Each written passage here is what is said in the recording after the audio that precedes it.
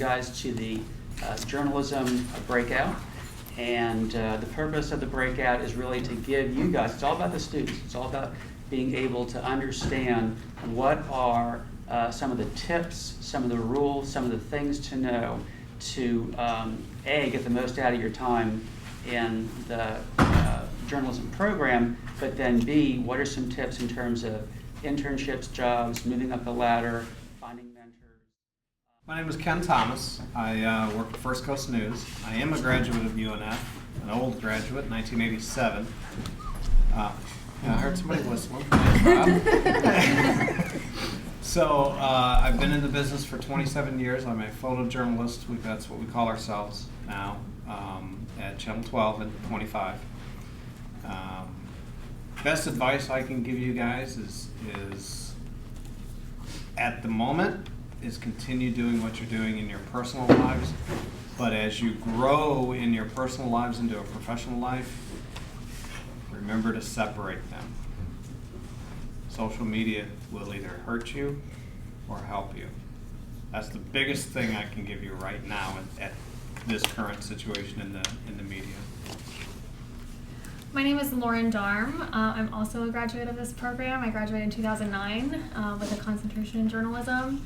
After graduating, I became a reporter at the Jacksonville Business Journal and also kind of did web editing and things there for them as well. But since then, I'm actually now a UF, University of Florida doctorate student in journalism, hoping to become a professor, but still do write for the JVJ as well. My best piece of advice would just to make the most out of every opportunity in this program. If you're like writing stories or putting out campaigns, to try and make something happen with them, because those are great things for your portfolio, and also get as much internship experience or experience with like the media outlets here as possible, because all that stuff looks great on your resume and helps prepare you for the job market. Hi, I'm Francine Frazier. I also graduated UNF 2004.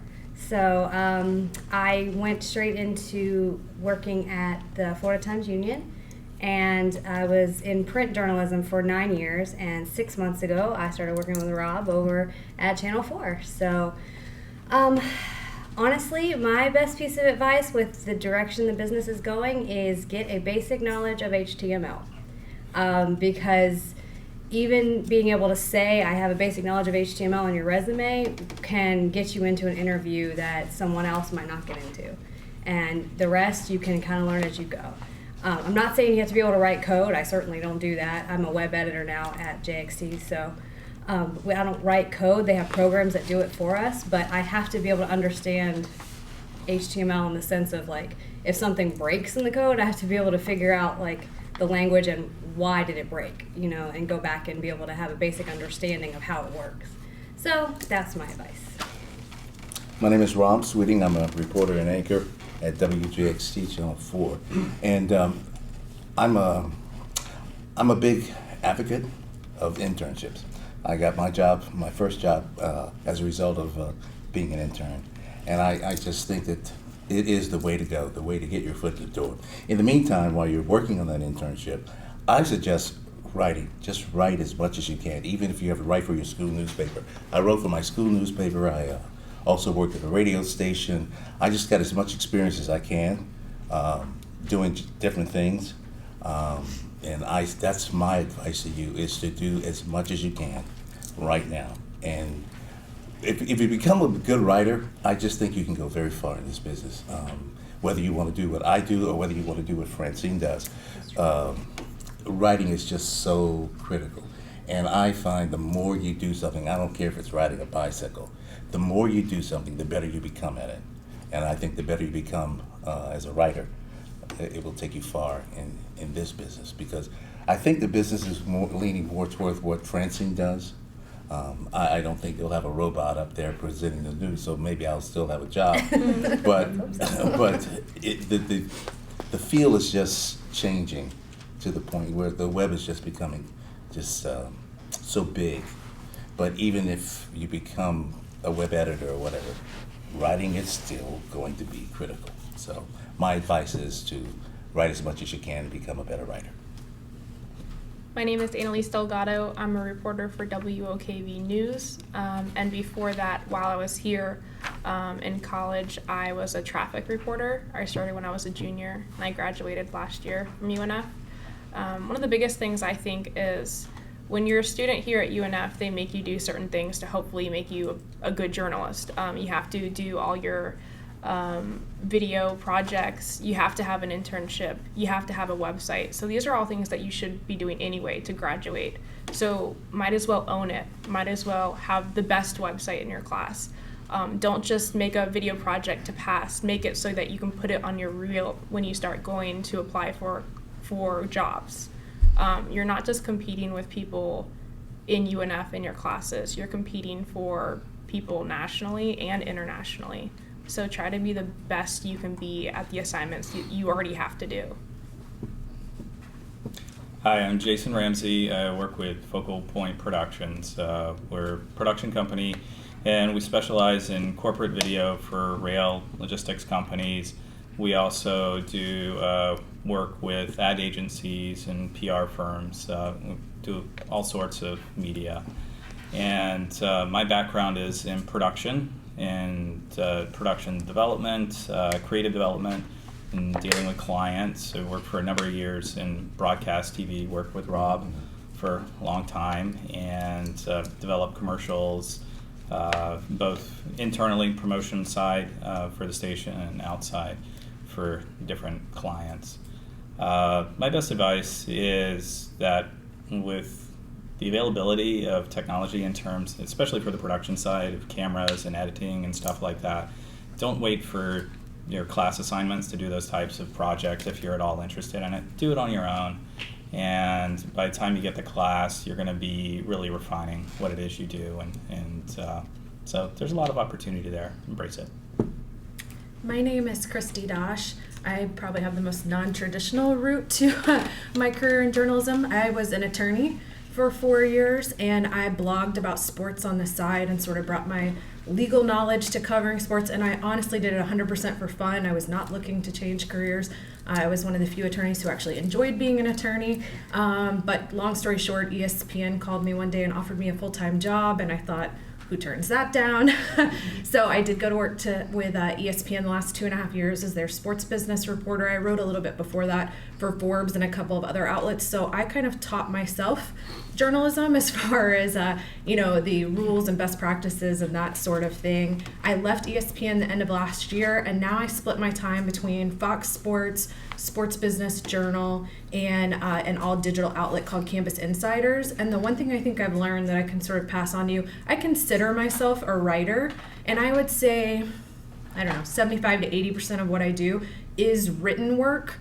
But I do TV, radio, podcasts, digital video, and when I went around and interviewed at every major network when I left ESPN last fall, every single one wanted to talk about my experience in all those different buckets because they're looking for cross-platform reporters. They're not looking for a writer, they're not looking for a TV host, and when they're looking at sort of entry-level reporters, they want someone who has experience across all those different platforms.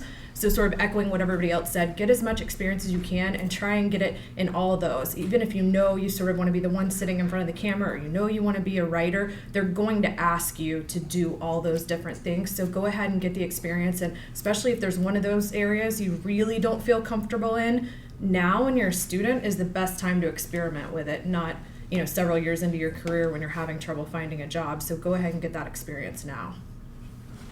I'm Matt Began. I'm the video production supervisor for Duval County Public Schools. I'm not a teacher. I work in a communications office.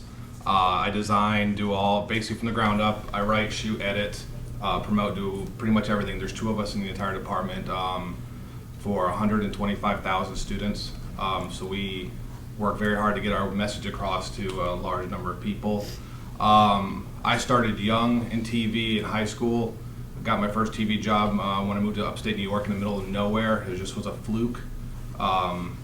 And I worked for next to nothing for 3 years while I was in college at Mansfield University.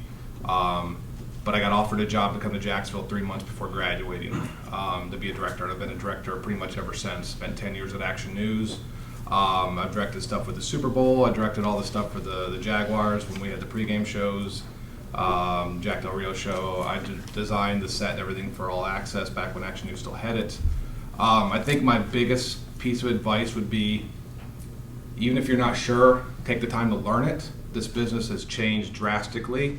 If you want to be a director, no audio because you're controlling that person. If you want to be a photographer, make sure you know how the producer's thinking. There's little things you need to know on every job that'll help you better. I've watched lots of reporters be phased out because they didn't want to learn to edit.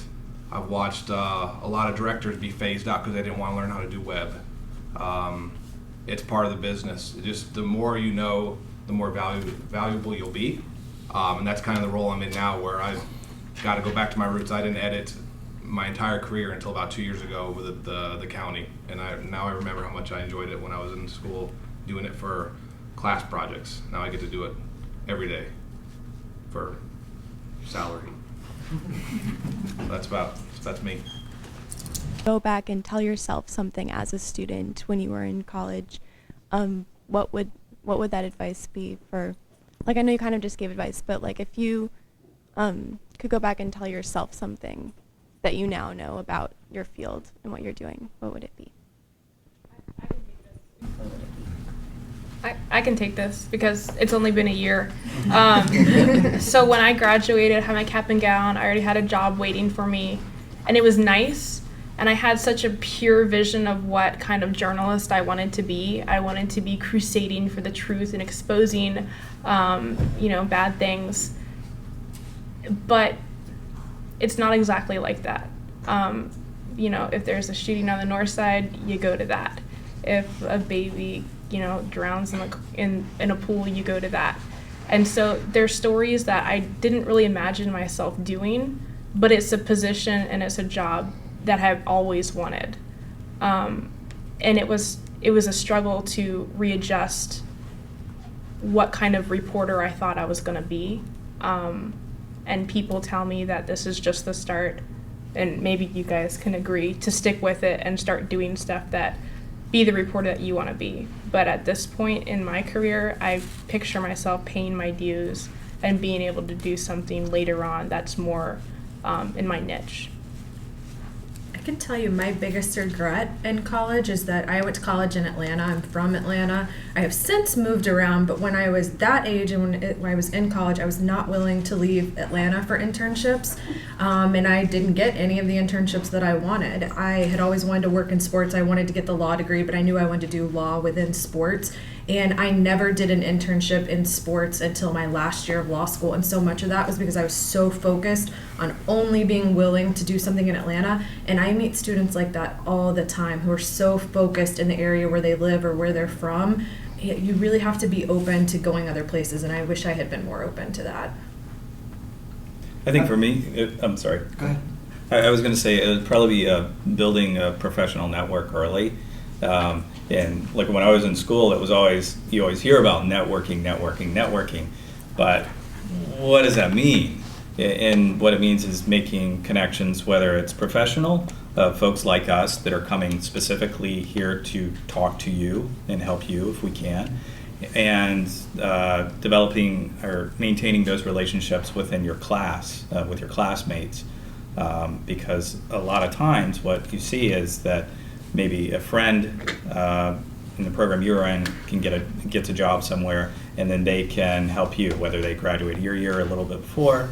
That's really key, and developing and maintaining that professional network as you go along will help tremendously.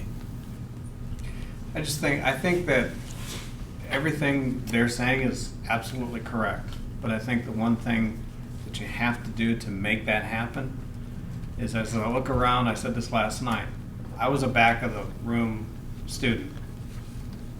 Be assertive, move to the front, stand out. If you do get an internship, stand out in your internship. I have watched so many interns come through our building and do nothing but answer the phone for 3 months. Mm-hmm. Yeah. Don't be that person. Be assertive. Go to the morning meetings, come in with ideas. Even if they're on campus, there's stuff happening here that's newsworthy. Come in with ideas and share those ideas. If you go into a PR meeting, if you're end up in PR, go into the PR morning meetings and say, what if we try this? This is what I learned in school. Does this really work? Just be more assertive and a little bit more aggressive. Don't have to be overly aggressive. But in order to get all those contacts and all those networking, you have to be assertive. I was not.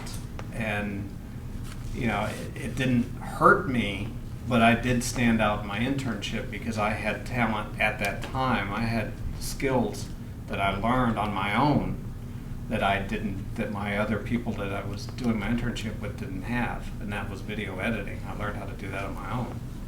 So somebody said it earlier, cross-pollination, it is what it is. I am one of those people that 5 years ago was attempting to learn how to do social media, to learn how to do more web-based stuff. I'm a photographer.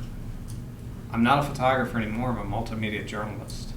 But I take video for a living. And there are times that I'm supposed to write stories. I haven't written stories in a very long time. I can do it. I certainly am qualified to do it. But I'm a little unsure of myself. So be a little assertive and learn everything that you can. If HTML is going to help you, learn it. My next step in January, I'm going to learn how to tweet. Look at everybody laughing. I have an account. I've tweeted like 3 times. So I have everything there. I just don't know how to do it. I don't understand it. That's just part of being old, I suppose. But it is what it is. But you guys being young, you do it all the time, and it comes natural to you. Take that and be assertive and go learn something else that's not natural to you. I would say also, like, I know when I was in this program, I remember having a lot of time to take classes that were beyond just like what the required classes were. And I mean, I used that to like get like a minor in political science, which was helpful, but like I wish I would have spent more time learning the other concentrations in the communications department, because I had this dream when I wanted to be a print journalist. I wanted to work for newspapers, and like I think Twitter came out like last year I was here, and and they were like expecting me to do web things as soon as I graduated. So I wish I would have learned more of that. And so if like maybe you're in production, you can learn more about other side, or if you're in journalism, you can learn more about production. And I think that'll just help you in the long run once you do graduate, to make those classes out that instead of just taking an easy class, or because I'm taking this one class that's really hard right now, maybe think of something that could like help propel your career forward and use that to your advantage. I think to what Ken was saying, I'm gonna piggyback off of him, knowing the system. That internship, the stations are gonna let you answer phones, file stuff, and if that's all you wanna do all day, they're gonna do that, but you've pretty much put yourself in a list of if they wanna hire a part-time person, and that was my job, to hire all the part-time staff for production. Those people didn't get hired. I mean, plain and simple, even if your resume, because I've already seen what you've been doing, you gotta be that fly in the ointment, you gotta be the squeaky wheel sometimes. Let people know, pester them. I've had interns before, just, come on, show me this. Can you take the time? And it's not bothering the person. That's kind of what they're there for, in a way, as long as you're not affecting their role in their job. But learn the things. Figure out how it's working, because a lot of the part-time positions, and I mean, it's just reality. It is so much easier hiring somebody you've already met and that's in the building, and then switching that paperwork from intern to hire. It's so much easier than to bring in all these people. And I interviewed a lot of college graduates, and there's a lot of college graduates who had zero experience, never did an internship. I never did an internship. I was lucky enough to be working full-time during my college career, and I'm kicking myself to this day, because if you looked at my transcript, it's a hot mess. It is not good. My TV courses, A's. Everything else I didn't care about, and because I had in my head that I'm going to be in TV for the rest of my life. If I want to go back and get a master's degree, there's going to be a lot of financial problems, because I'm going to have to take a lot of courses again, probably. I mean, I didn't even walk. I graduated, but I took the job and left. I cared that little about what I was doing at that time. I wanted a piece of paper. And I'm married to a person who spent 5 years in college, was a teacher, was a sorority president. I mean, she lived the college life. And I kind of wish I would have done that, taken the time to enjoy to college, but I literally saw it as a burden. I was at the university just to get that piece of paper. And looking back at my transcript, which I did a couple years ago to apply for the county, it showed. I mean, it's just the GPA is laughable. But I mean, I am where I am from hard work. I just wish I would have had that 15 years ago, the drive I have now still. Ask yourself what kind of relationship you have with your professor. Are you only going into their office hours when you failed something or when they require you to come in? The way I got my foot in the door as a traffic reporter part-time while I was still in college, I left a voicemail on my boss's voicemail machine. And it was only this week where I was joking with him about, I must have left a good voicemail for you to call me back or something like that. And he goes, it wasn't your voicemail. Dr. Casella mentioned your name to me. And so for 2 years, I definitely thought it was my great voicemail, and it wasn't. And I didn't even know until a week ago that that's how I got the job. And be the person that if a program director or a news director or someone, if they come up to your professor and they say, we need a name, give me someone who's good. Be that person where your professor's like, this person, that's the one that you need to hire. And you might not even know they're doing it. I didn't know Dr. Casella did that. Dr. Horvath, she really worked with me when I was doing 2 internships at the same time in DC. It was really a struggle to get both of them in, but she gave me some leeway. She worked with me. Joseph let me rent cameras when my audio failed and I had to reshoot real fast and I was crying and I needed help. Have a relationship with these people because they're here to help you. And the good thing about UNF is they really do care, and they have experience outside in the biz, so they can hook you up with jobs and internships, even if you don't know that they're doing it. I would 100% agree with that. I got my first job out of here from Dr. Horvath. I mean, like, I had gotten to, like, I would stop by and professors I had and talked with them, and like they would remember my name when jobs came to, and a lot of postings come to them, or editors will call them and be like, okay, well, who's coming out, or I need somebody, and and that's exactly how I got my job. I got my foot in the door because of a professor here, and so that can be super helpful. Because when they know they need somebody, they're going to turn to who's the new talent coming out, and that's really, really helpful. I just want to say, piggyback off of what Ken said, and when it comes to internships, I think the original question was, do you have any regrets, or what did you regret? And my biggest regret when I had my internship was not asking questions. I was afraid to ask questions because I said, oh, that's pretty stupid. Well, I have learned that there are no stupid questions. If you don't know the answer, it's not a stupid question. Now, to Mike, he knows the answer, so it's probably a stupid question. But if you don't know the answer, it's not a stupid question. So you need to ask as many questions as you can. And if you are going to be that person who just answers the phone, just file papers, you're just not going to get hired. So you need to be more aggressive, ask more questions, so that you'll be prepared when you finish your internship. I'll also add to Laura's point, your professors develop a relationship. Your professor Casella was my Peter Casella. He was my one of my internship supervisors in 1987 at Channel 17. So I've known him for a long time, and hopefully you'll know them as well as I know Peter. And down the line, I mean, you guys are 20, 22, 23, 24. Down the line, you never know how that relationship can come back and help you. I mean, it's 25 years down the line, and I've run into Peter a couple of times. I haven't seen him, talked to him in 15 years. But you just never know what's going to happen when you turn 30, where you're going to be, how you're going to get your next job. You just never know. So keep every networking relationship as close to you as you can possibly do. Some are better than others, but I mean, there's no downside to that type of relationship. There really isn't, especially if you're a standout student. I just want to throw in, everyone's talking about being assertive during your internships, and yes, absolutely. I would just say continue that even after you get hired, because you have to be the person who's willing to do anything that comes up. If I'm doing the job I have now because at one point I was working in the sports department at the Times Union, and my boss said, hey, I need someone to help do the online stuff for the Jags games on Sundays. So I had to be willing to work every Sunday of football season, and I had to teach myself how to do that because I had no idea how to do what he was talking about. But I didn't care. I shot my hand up because I wanted that opportunity. I wanted to be the person he knew he could count on to step up in that situation. And because of that, I ended up I was part-time then.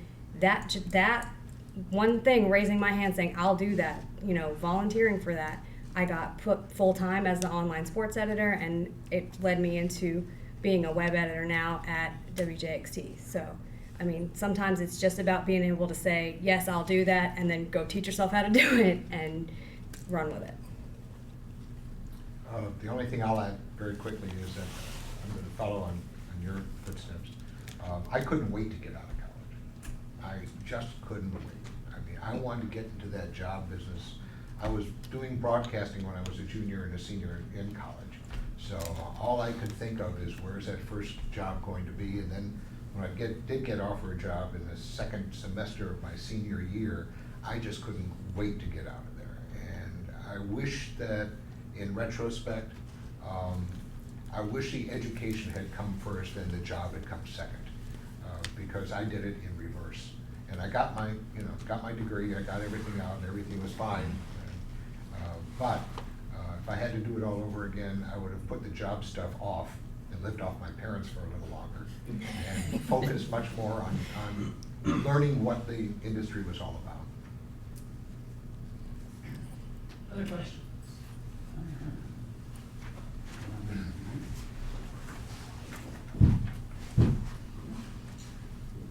Some of you you have master's degrees or you're working on later education. I was curious for PR, journalism, how significant or helpful is it to have education to the master's degree or doctorate level in the industry, or is it more about just how talented you are after you get your 4 years? I guess for my line of work, it depends. The school board, as the way it's set up, if I were to have a master's degree, I think I make an extra $1,000 a year. Doctorate, it's something like $3,000. It's what you pay for those programs, you'll never get back. Now, I can never be a professor here. I could probably teach at the high school level, but it just depends on what line of work. I could have gone maybe and tried to get a master's degree straight out of college, but in what I do, production, it really doesn't matter. But that's because we're the hands-on, edit, shoot, do that kind of stuff. It's not, I don't write that much. I'm sure a lot of the people who have done master's degrees are probably glaring at me. It never, like I said, school was never my big thing. I wanted to get out and I wanted to get hands-on. And there's some things I can't do because I don't have a master's degree, but at the end of the day, that would have cost me a lot more and I'd still be paying. I don't have a single debt. I paid for college as I went. I graduated with 0 debt for school because I worked full-time at a TV station. You know what? And I'm happy about that. So I think it depends on what you, not now, 10 years, 15 years, 20 years down the line, what do you see yourself doing? Do you want to teach it? Then you need the higher degrees. If you just want to be a doer, a worker bee like I am, then you don't necessarily need it. In my case, I was a business reporter right out, but I never had formal business training. And so I found that I was playing a lot of catch up and like teaching myself as I went. And oftentimes like sources were like, are you sure you know what you're doing? And I was like, I promise I'm figuring it out. I know, But so I decided to go get my master's at Columbia in New York. And they had a concentration for business and economics reporting. They also had like health and science. They had arts and culture and then politics. And so when I was there, I got to study under like New York Times deputy business editor and like a New York Times business columnist and like someone who was like in the Miami Herald. I mean, like really amazing reporters, and I learned so much. And when I came back to Jacksonville when I graduated, I had lunch with my former editor and he put a job offer on the table. I mean, so like, he was like, here you go. I'm really excited about what you've learned. We want you back, kind of thing. And so I think if you want like a specialty focus, like it was super helpful But when I came back, I started teaching here, and I got the academic bug. And so, like, that's why I'm now in a PhD program, is because I want to teach it. So I would say that there are benefits to a master's program, but I would recommend getting some experience before you go into a master's, because I've heard often it's like, well, why did you go straight to a master's? Were you just not ready to start working yet? Or like, you know, and also getting a master's, they want to see some work experience. And so if you're coming straight from an undergrad, it might be actually harder for you to get into a master's program, because they want to see that you've been in the field and working, and that you have a reason for going on. Well, I guess I can speak to it simply because teaching has always been something I wanted to do, and I decided some time ago that when I finish this, when I leave the anchor desk, I would like to teach. So at the ripe old age of 60, I decided to go back and get my master's from Kent State University in public relations. And I'm not sure if a master's degree will help me get a job in public relations, particularly since one of our producers just got a job in public relations at one of the hospitals. He's right out of Sky High School, college, I should say. But it depends, I think, what Matt was saying, what you want to do.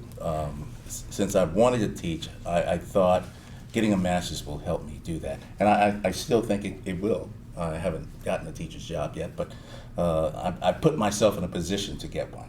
So that's why I went back to get a master's. Other questions?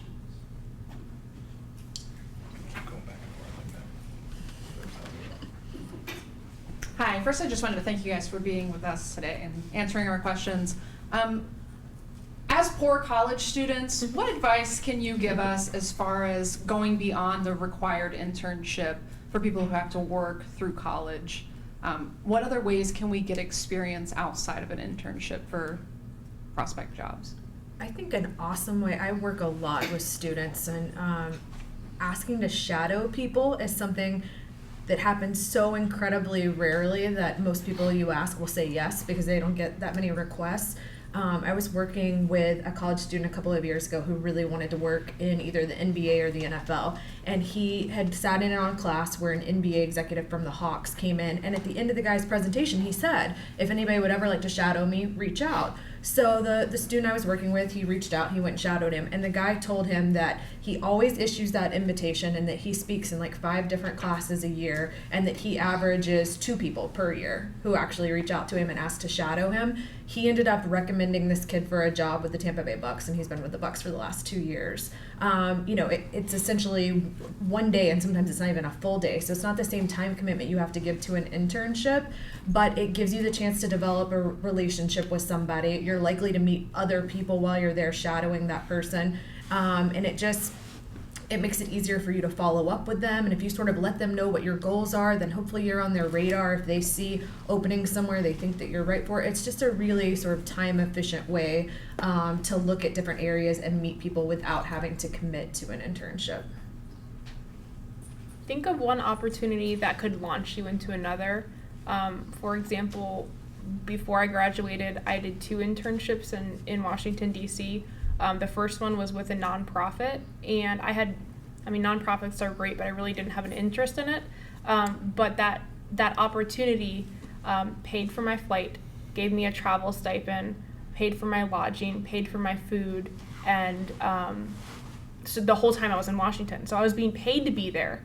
And I thought, this is exactly where I need to be. It's a top 10 market. So once I secured that one, I went in and started applying to local news stations and got an internship with the Fox O&O in Washington.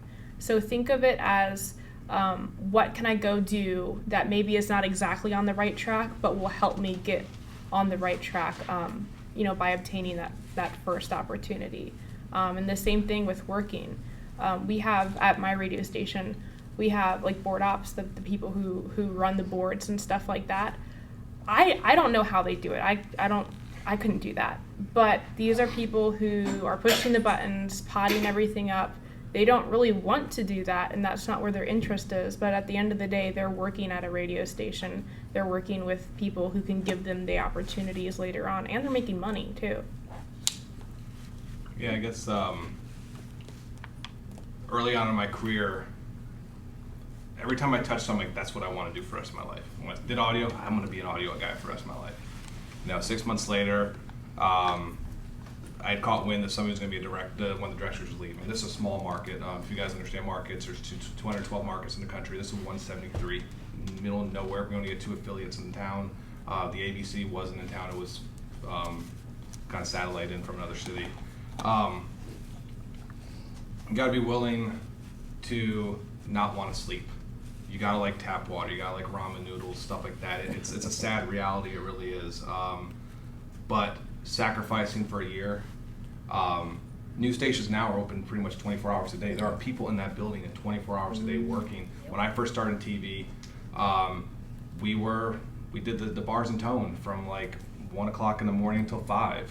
There was nothing going on. The station was dead. Now producers come in, they're doing a morning show, they show up around 10 o'clock at night. So there's constantly, so if you have to work, if you're you're here at school, then you have your job, any type of job, you gotta pay bills. It's understandable, but say midnight.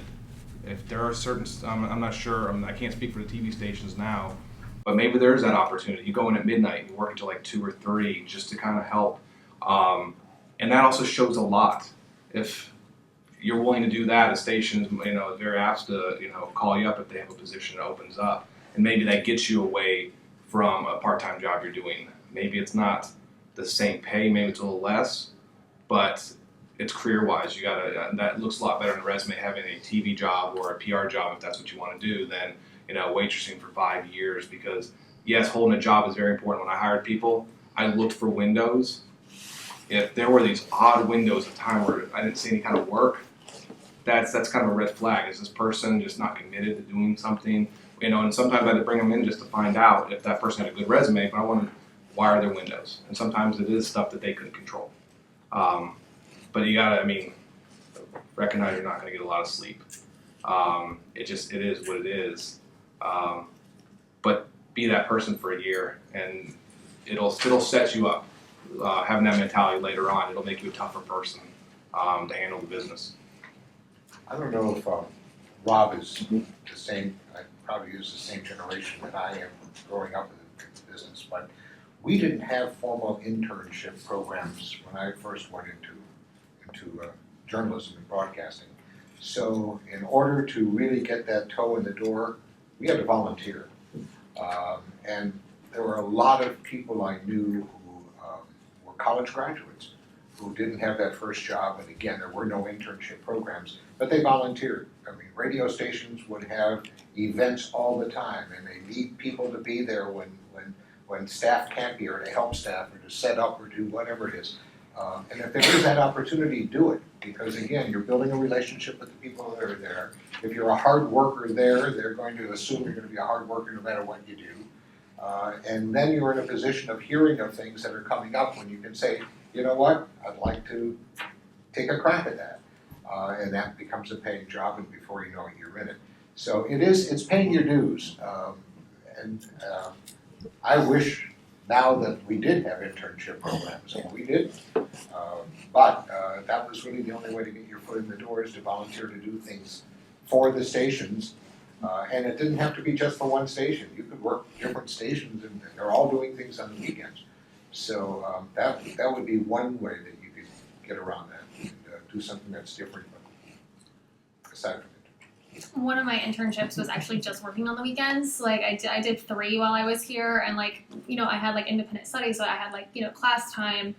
So maybe I was only taking 3 classes in an independent study instead of, and that was the time I could be out of class. But it was just working for a small newspaper, and he needed someone to cover all the little small town events that happened on the weekends. And so, every Saturday or Sunday I was out at this little event and taking photos and writing stories, and then I'd get something in the paper. And then during the week I was, working on my coursework and doing other things I had to do, and then just it came Saturday, I would spend a few hours going out in the middle of nowhere. But it was something to do. And then also anything that you're doing in a class, if I had to produce stories, I was calling newspapers and saying, here's this story, is this something you're interested in? And so that way I was getting clips and getting experience and getting to meet reporters and editors that way, but I wasn't actually, working for them. And then that way a couple clips came out that way. So that way it's, if you're not doing an internship or don't have time to do an internship, you could still be taking the things you're doing in class, or if you just have a weekend, you find this really cool story, write it up, and you never know what might happen, or pitch it to somebody. and see if they're interested, and then maybe they'll let you write it for them, that kind of thing. I'm going to go with a different tact. You ask about a poor college student. I think a great way to do it with technology now is if you guys are developing websites like Annalisa was saying, okay, you can create your own internship. Mm-hmm. If you're in a band, if you like skateboarding, if you have a brother that plays football, go do a report on that, whatever it is, and put it on your website. That sets you apart from everybody else. Everybody else is doing school-related stuff, UNF-related stuff. If you're a part of an organization on campus and you guys have something, snap some pictures, write a web script, we call it. Write a story, put it on your own website.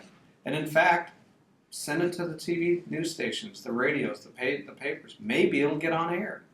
I mean, there's a movement in journalism, along with cross-forum platform movement. There's a movement in journalism for us to get content without paying for it. Oh, yes. If you send it to us, there's a very good chance it'll go on our website. It's pictures, we love galleries. Top 10 list. If you have a top 10 list of things to do at UNF campus over Thanksgiving break when nobody's here, send it. It might get in. If you don't have the opportunity to do your own internship, paid otherwise, create your own. Be assertive, like I was saying earlier.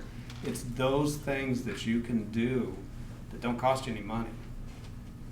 What he's talking about is exactly how I made my career transition without actually meaning to make a career transition. But I was an attorney and I was blogging on the side just for fun. I put up a free WordPress blog. I put zero money into developing or putting that blog up. Now, eventually, years later, I did buy a domain that I wanted that cost me $15 a year or something. But very low investment money-wise, very big investment time-wise.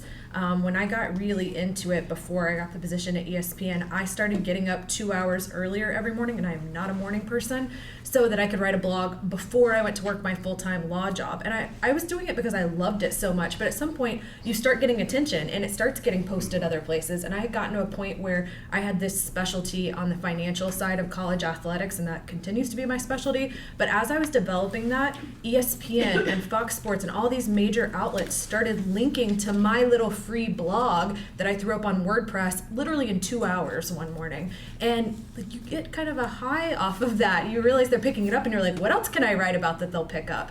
And that's 100% how I made my career transition. I was blogging and I became a very proficient user of Twitter. So if you need Twitter help, I met my husband and my agent on Twitter. My agent literally started following me because he saw one of my stories, and after a little while he reached out to me and he said, would you ever want to do this full time? And he's the one who talked to ESPN and got me that interview. So you really can, when you start it, you feel like nobody's reading it and you're like, I'm doing all this work and nobody even knows that this blog exists. It very much feels like that in the beginning, but you would be amazed, especially if you're being proactive and you're sending it to outlets. And I did that via Twitter. Like, I would tweet it at a reporter at Fox Sports that I knew covered that team and say, hey, you might be interested in this thing I wrote about Louisville or whoever it was. And then they started linking to my pieces, and I built this sort of brand in that area, and it turned into a job without me even meaning to make that switch. So it's a big time investment, but it doesn't have to be a big money investment. Does anybody follow local reporters here on Twitter? Any students? No, do it. Yeah. Do it. Why not? Yeah. Do it. Why not? I follow people because when you're a local news reporter and you're for WOKV and you see First Coast News or Channel 4, they're doing something and you're like, oh no, I need to be there too.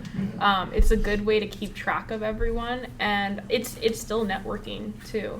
I've met people that we followed each other on Twitter first, and it's like, you look familiar. We follow each other on Twitter. Oh, okay, that's why we know each other. If you're a public relations professional or student, part of your job is to get exposure for your cause, for your class, for your whatever it is, for your client. If you're following a reporter and you pitch this story and they decide to do it, even if you've written it to it and sent it to them, pictures and all that stuff, and they decide to do it, you've just accomplished your job as a PR professional. So you need to follow people. I need to follow people. And like if you're creating a website for here anyway to put yourself out there, might as well have like a blog tab to it, you know, and like keep like a really strong blog that you can tweet at people. And then because like, you know, when you're going to go in for interviews anyway, they're going to ask, maybe, do you have a blog? Is it like a really good blog? Have you been keeping up with it? Like, you know, do you have any followers or anything like that? And like, I think that if you can have that kind of, I mean, that's a really strong experience to have, because you're probably going to go and become reporters or you might be expected to have a blog, so you might as well have that experience anyway. And that way it's like you're getting experience, but it's only something you're doing in your own time. Yeah, I mean, it's like they were saying, I worked at the newspaper for 9 years, and if they could, you know, right now, the way things are, if they can get a free article, they're going to take it, because, you know, with the laws changing, they can't really have unpaid interns anymore there. And so we, before I left, we started the outside section, and I sent out a call saying, if you have a topic you love to write about, if you're a skateboarder or someone who goes cycling in the mountains or whatever, you know, let us know and pitch us an idea and send us a story. And I didn't get a ton of response, but the people who responded got in, because we needed people to write the articles and stuff, and they never got paid. They had to be willing to give away their work, basically, but they got a clip out of it, you know, that they could keep and use that to build towards a career if that's what they wanted. So I'd say part of it, you have to be willing to, you know, work and give it away. There was a guy at the paper who had a job as a pool cleaner, but he just wanted to work at the paper. So he worked in sports. They have Friday nights, they have people who come cover high school football games. I did that. Right? High school football games. They always need people to go out to every game and cover the game, write a short little recap, and it gets in the paper. And, you know, I think they do pay those people something like per article that they do. It's very small amount of money for the amount of time that you're putting into it. But you're getting your foot in the door. He started like that. He did everything he was asked. He decided, let me be an agate clerk. So he came in one night a week to help us, because the agate clerk needs 2 days off a week. And one of those days was covered by someone, and one of those days they needed someone to come in. So he was like, I'll come in one night a week and put the scores on the page for the paper. That's all he was doing, was putting scores on the agate page. But he got himself in the door, and now he's working as a news reporter at the paper. And he never had an internship there. So it's just a matter of being willing to step up, say, let me try this, let me, you know, offer them this story or photo gallery or a video. And I mean, be willing to give it away at first if you're working in another field while you're trying to build your career, but it can turn into something more. When you're giving it away, just remember that's what you're doing with your time for an internship. I worked at Channel 12, an internship, over 500 hours. At Channel 17, over 700 hours. Free. I got a job out of it. And if you're doing an internship that's like not your last semester, like keep in touch with those editors. And like, for example, I did a Times Union internship, and I remember like I did it like in the fall, and Texas Tech was going to be playing in like the Gator Bowl, and like the Lubbock Avalanche Journal like they didn't have the money to send out a reporter from Texas, and so they're like, do you have anybody that can cover the Gator Bowl for us? And they were like, well, we're too busy, we don't have anyone. And like I got a phone call because I was an intern, and they were like, the semester before, he's like, you know, are you around at Creighton? Can you go to the Gator Bowl and just meet some fans and like take some photos? And like and I just did that for free, like, you know, but I got that way I had a clip in another state because of that. So like, you know, you never know what type of experiences are going to come up just because you send an email like reminding someone that you're there, and that like if they need anything that you're willing to write something. And I would say like I only got the job I got when I graduated. I mean, I got in the door because of a professor, but because of the clips I brought in and saying like, okay, look, I've been published here, or I've been published here. And like, I'm terrible at interviews. I get so nervous, and I don't think my editor would have hired me if I didn't have a portfolio.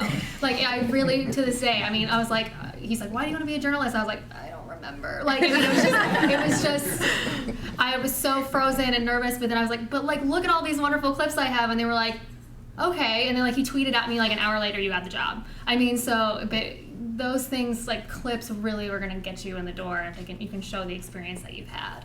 So.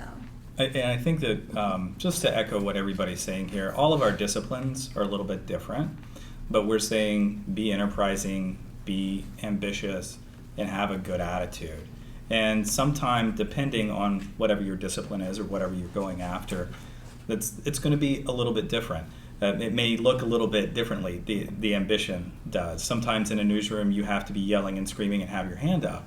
Sometimes if you're maybe working in a production environment, that means like if you're specifically talking about equipment, or if you like producing shooting and editing and that type of thing, to be doing that on your own, to know what you're talking about. I've worked many times with people that where you had to shake them to get like 2 words out of them, but creatively they were incredible. And they were ambitious in their own way, that they were constantly working, they were constantly doing their own things, had incredible Vimeo sites, had their just wonderful websites that they had worked on their own. And so sometimes it's going to look a little bit different depending on what you're doing and what area you're operating in. But I think what we're all kind of saying is very similar things. Just go after it and don't be afraid. Okay, I'm taking an advanced writing and media class, and well, I used to think I was a pretty great writer in my English and AP classes in high school, but now I'm starting to think it's really hard, especially grammar-wise. Like writing for a paper, journalism is very different from an English class in high school. So, I was wondering, do you have any tips on how to become a better writer? Practice. Practice. Do you read a lot, or do you just? Yes. You know, it's different styles of writing. When I went back for my master's, I found that, writing a paper was a lot different than writing a news story. A news story, first of all, for broadcast journalism, I don't know about for a newspaper, but for broadcast journalism, you're having a conversation with people, so your writing should be conversational. Mm-hmm. And if you're writing a paper for your English class, well, that's a little different. So it's a different style of writing. So learn how to be conversational in your writing. If you're writing for a broadcast TV, I like to say there are 4 C's that I like, and that is clear, concise, conversational, and correct. So you be correct. And I would study writers and study styles of writing, not just what you're going to get out of a book, but reading magazines, reading newspapers, reading scripts. You'll find that there are styles and that people's personalities come through on those styles, particularly if they've got the byline or something of that sort on there. And you'll find that you can develop your own by watching other people who've developed theirs. And it's pretty good exercise. I'm glad you brought up advanced writing for the media, because when I took that class, it was terrible. It wasn't the professor, it was just the fact that for English classes, you've been, molded to write a certain way, and then you have to write completely different, and then you have to have those stupid AP style quizzes. I don't even use AP style anymore. Like, I write for the ear, but then I also write web scripts, and I don't use AP style at all. That's not saying other stations won't use it, but you have to know, like, your writing is no longer your baby. Before I would write for Inside Jacksonville with Dr. Casella, and he would try to cut something from my lead, and I'm like, no, you don't understand. I worked 20 minutes on this lead. It's my baby. It's witty, it's funny, it's correct, whatever. No, he's your boss. Cut it. And that's something that I didn't understand truly until now, that writing is important and you have to be a strong writer, but it can't be your baby, because you don't have time for that. You don't have time if you're gonna go live in 2 minutes after you get a statement from police and you have to flip on your mic and go live. You don't have time to be clever. You just have time to be correct and conversational. And I'm a reporter now, but constantly my bosses are urging me to be more conversational, and it's hard. It's hard to go from advanced writing where you say, officials say that blah, blah, blah, but then my boss goes, no, we don't really say that. Just go ahead and say, cops tell us the guy killed his wife, or allegedly killed his wife. Tell the story. you always have to be thinking about what your audience can get out of it. So you always have to keep them in mind when you're writing, and that's something that is really important to remember. So like when you go back and like read over your work, be like, well, was this easy for an audience? Would this be easy for someone to understand? Or I would recommend, like, in that class especially, because like you're only going to be doing so many of like those cases, and is it still the same way you have like the little cases in like the workbook and stuff? Yeah, so like try, if you get an assignment, like try the other ones in the book, and like, you know, like spend some time like on a weekend and like maybe show them to your lab instructor or show them to your professor and like say like, am I going on the right track? Or give them to somebody to read that is not in the journalism business. Like, you know, say like, okay, what did you get out of this? Does this make sense to you? Like, did you enjoy reading it? That kind of thing, because you want them to finish your story, and I think it's like clear and creative and conversational as you can be, the better. But it just takes practice, and find like really good journalists like who write really well and read their stuff all the time, you know. And then if you start seeing things that you really enjoy reading from other journalists, try and write like them or get ideas from them. I would say know your audience and think about them as you're writing, because that's like, for me, I was a sports writer for 9 years, and my audience was always my mom, because my mom does not care about sports at all, but of course she would read my stuff because she's my mom. But my goal was to get my mom from the beginning of that story through to the end of that story by drawing her in, making her want to keep reading, even though she did not care about who won that game. You know, so it's just know who your audience, know who you're writing for, and you know, keep them in mind about how am I going to get someone from the beginning of the story to the end of this story, and tell them what they need to know, but in a way that they want to read it and keep reading it. And I would say also find a good editor. Find someone that you trust who knows what they're doing, and let them edit your stuff. I was so lucky when I started at the paper. I had several editors who took my stuff and taught me how to be a better writer, and it was painful. It was, what are you talking about? You know, I can't start a sentence this way, or what do you mean I shouldn't start with, you know, the time of, you know, when this thing happened. This happened on Monday. No, don't ever start anything on Monday, I was told, because that is never the most important thing about that story is that when that happened. There's always something more important than that, an editor told me. And things like that stay with you. And if you have someone that you trust, you know, to read your stuff and teach you how to be a better writer, that's the best thing you can have is a really good editor. And I think in that lab, if you have someone who is being hard on you, that's going to only make you better. Like, I'll never forget my lab instructor, who's no longer here, but he always told me, he's like, you're a good writer. I can tell you're a good writer. And I'm like, well, how come I'm not doing that great on these lab assignments? I was like, I don't understand. And he's like, no, he's like, you're good, but you can be great. And like, you know, he's like, I'm going to push you until you're going to probably hate me at times, but you know, I think if you develop, especially like in that class, like a relationship with your lab instructor, they want you to do really well and they want you to become a great writer. And so you can just say, okay, keep pushing me, and like, what can I do to become better than I am? Find out what it is that you're doing, and that get advice from that person and find out what could propel you forward. I think also if you do get an internship, use somebody who's within that, I guess, organization to be that person to bounce things off of. One of the guys I did it with at Channel 17 with Professor Casella, his name's John Nicholson. He's now a Syracuse University professor of journalism. I wrote scripts for him. He insulted me so many different ways. And it was not like vulgar insult, it was just intellectually he insulted me. I had no idea how many times he insulted me because I couldn't keep up with him. But the reality was he would hand it back. I probably wrote it about 10 times, and he finally let it go, and he read it on air. And that just made me so much more, such a more meaningful impression upon my ability to learn from him as I'm doing it. So take every opportunity you can. Get somebody. My wife reads what I write when I write stuff.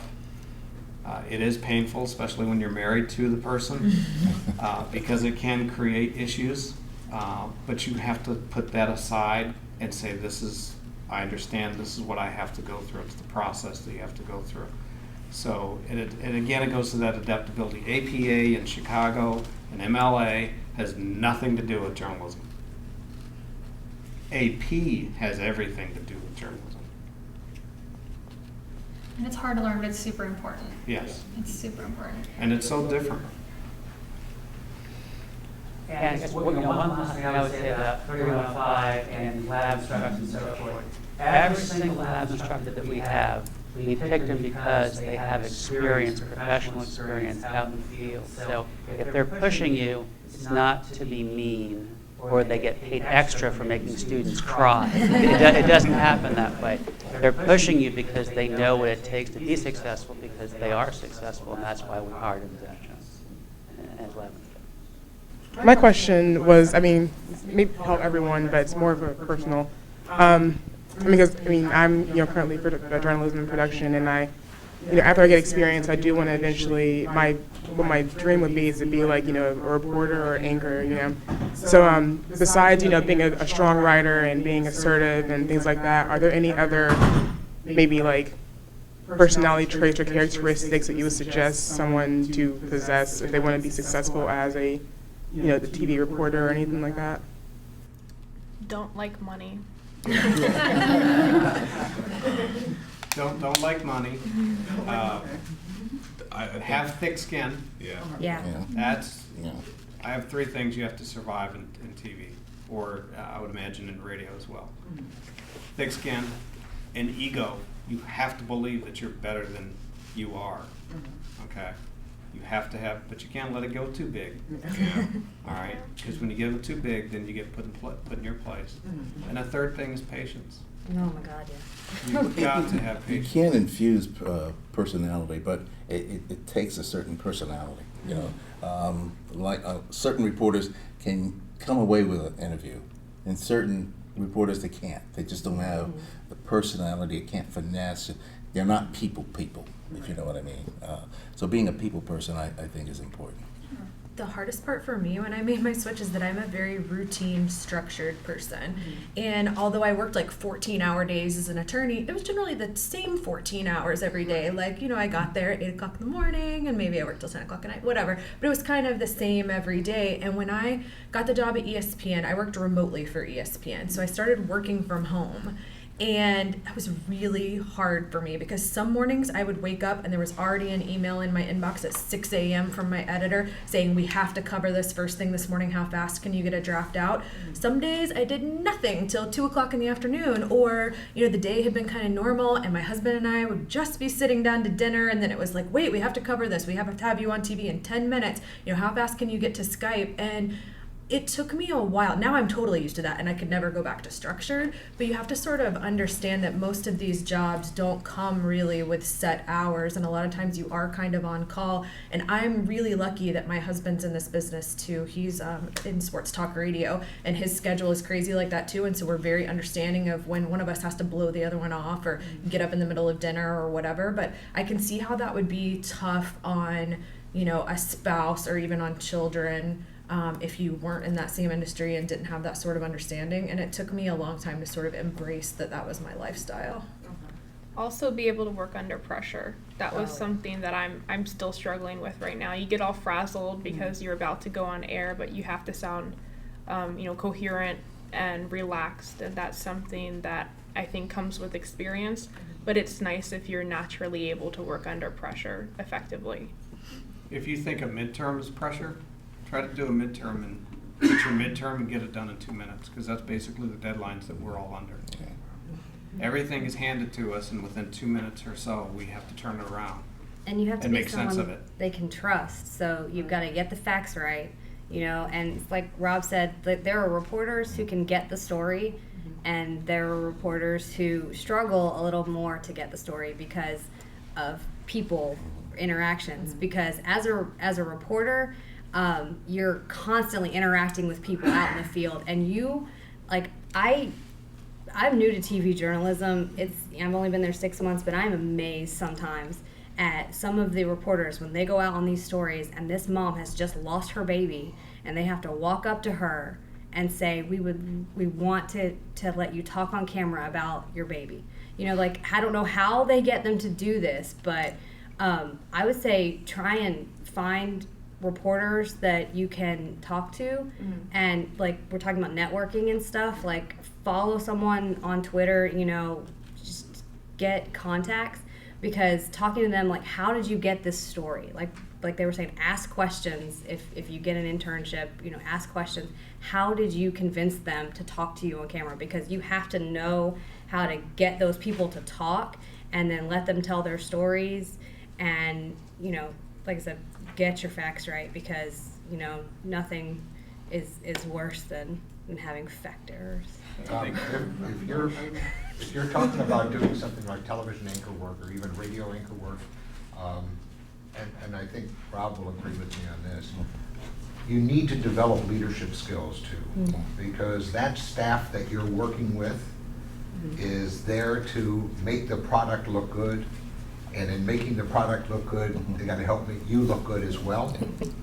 And conversely to that, because then here comes the ego situation again, then you've got to show absolute respect for what every person on that staff does, and does well. And not everybody does everything well, but you've got to be able to recognize the talents and the skills of those people who are working along with you, and make sure they know that you're respectful of those skills. It never hurts, because payback is hell if you don't. Yeah.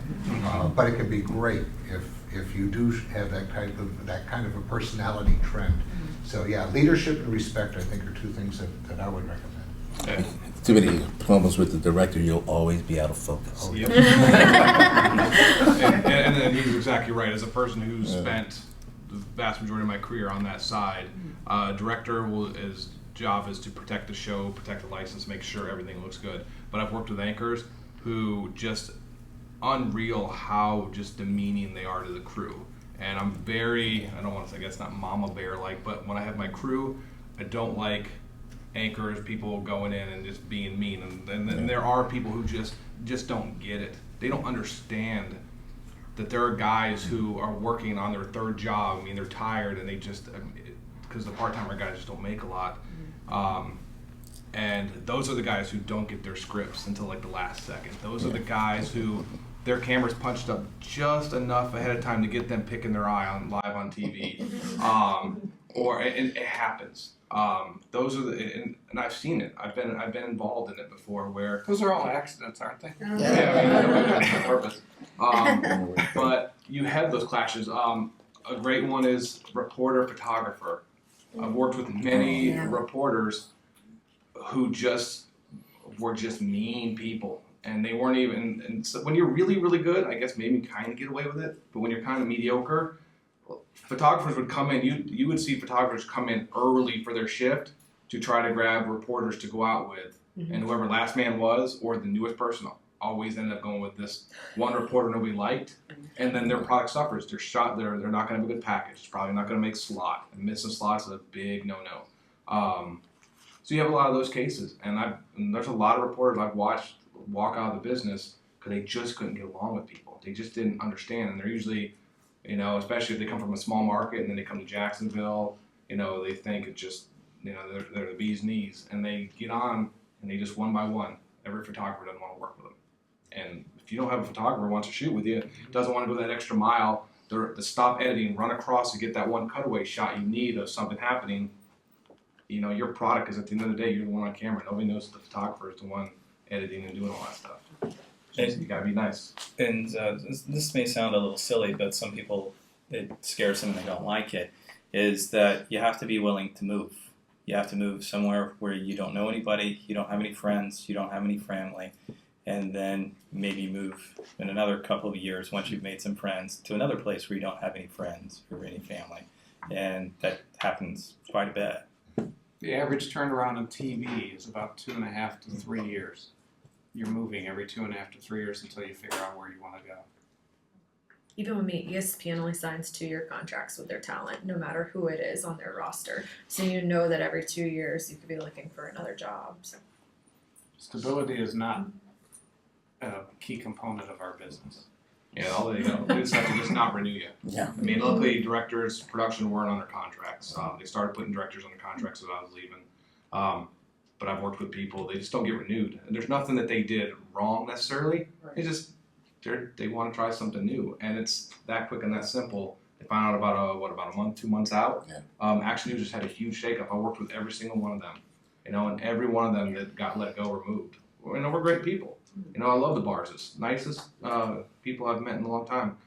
And it's a new management. All it takes is somebody just, doesn't like the outfit you pick out on a regular basis. And when the contract comes out, what you get paid, they could probably get somebody, with less experience. It's that quick, and sometimes it's that cruel, but it's the reality of the business. Sometimes it's just timing. When I first started at ESPN, I don't know, I was maybe 6 or 9 months in there, and Disney's movie, I think it was called John Carter, tanked. Yeah. Worst movie like Disney's ever done. They cut staff at ESPN to make up some of the loss on that movie. Turner is cutting people right now, and the word within the industry is because they needed more money to get the new NBA deal. So sometimes it's just timing. It's not even anything you've done. It's that your contract happens to be up in the time window when they've been ordered to dump salary, and off you go. So it's not very stable. Like I said, my husband's in sports talk radio, and he has been in it his whole career, and he has changed every 2 to 3 years his entire career.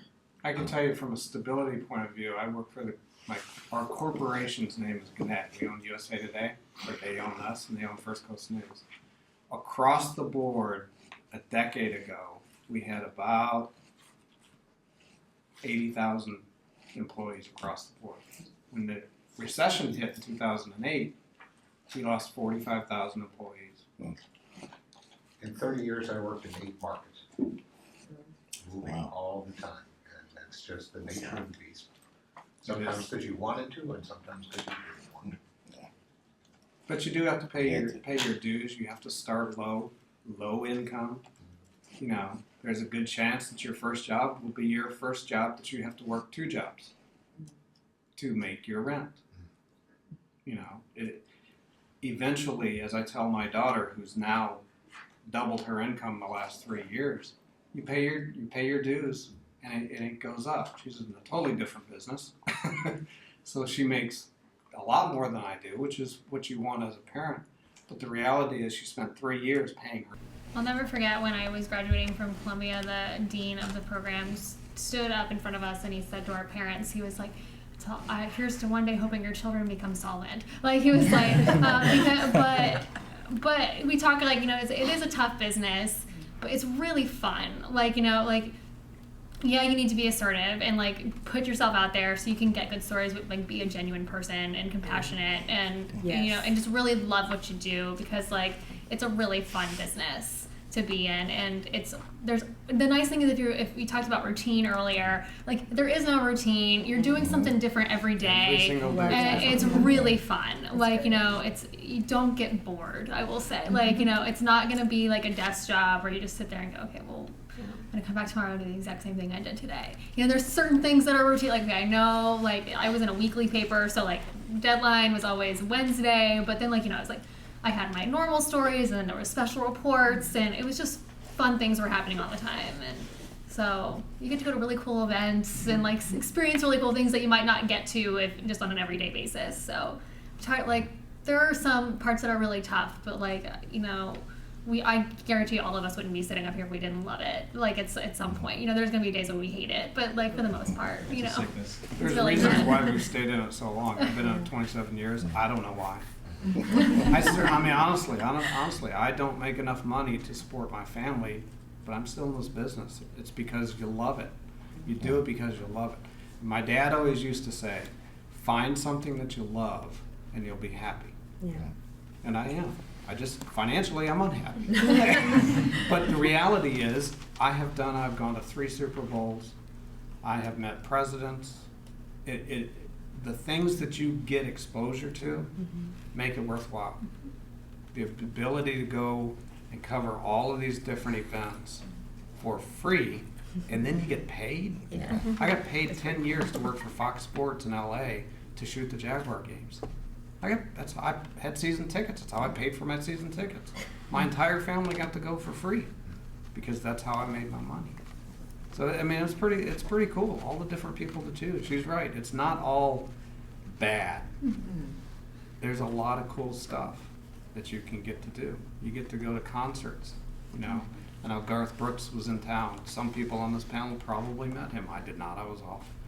But, I mean, you get to meet, you know, I've met, I mean, all kinds of different people. And it just gives a different perspective on what you do. You know, I went to, again, I don't want to dominate, but I went to my 25-year class reunion, and the day before I left, I went to an execution. First execution I'd ever covered. And everybody in my class reunion is like, you know, what do you do? And I was telling them I work for a TV station, and, you know, what do you do? And one guy's a guy in China. He's international business in Shanghai, and, you know, what'd you do yesterday at work? Well, I pulled off this multi-million-dollar deal. What'd you do yesterday? I went to an execution. You don't think that was a talker? Yeah. I mean, it's cool. Sometimes it's bad, sometimes it's good, but there's a reason you stay in it. It's because you love it, I guess. Yeah, adaptability is huge. Yeah, I mean, it's the best and worst thing because you're going to be so stressed out all the time. You're going to have a package that you worked on for, you know, 2-3 hours get dumped because a kid got abducted, you know, 20 minutes ago. I mean, last night we turned around, we had the debate, and then all of a sudden we turned around and this child abduction, and we're like, oh gosh, and everybody hit the ground running, completely changed tact, and we started to get that story out, and it was just like, and then they found the crazy. kid 25 minutes later. Right. I mean, it's like it was over in like 15 minutes. It was crazy. Like But it here's was the just twist. spin Where was the so kid? fast. Where was the kid? With His his mother. With the PIO. Who happens to be a public cop. relations professional for the sheriff's office. Who was a deputy. Who we yeah. all know. Which made it news. It did. It was crazy story, but it's just one of those things. Like we had reporters who'd been working on packages who dropped everything and ran out the door to head to St. Johns County for an, you know, like all over the And then, place. never mind. Yeah, and then Come no, wait, back. no, Come okay. back. So You can get a phone call and get it from your assignment desk and get, I want you to go do this in our business. I want you to go cover this groundbreaking. Literally, not all the time, but literally 30 seconds to a minute later, we're not doing that anymore, go here. And then 10 minutes later, oh well, you know, we're changing the story, we're going here.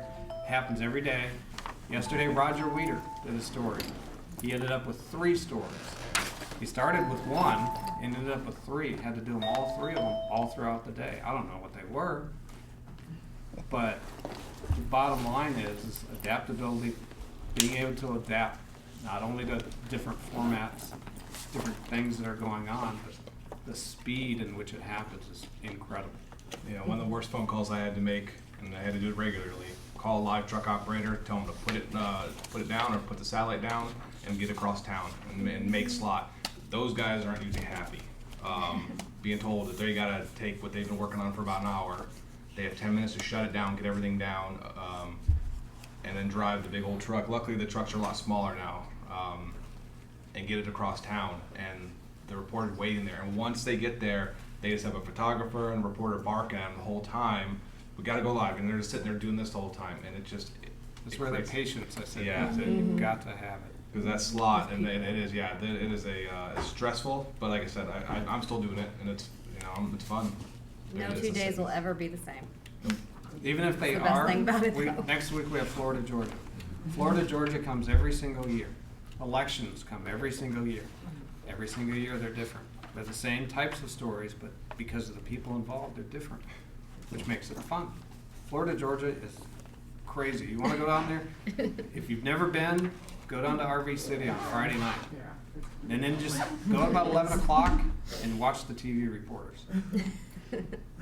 You will see some crazy stuff.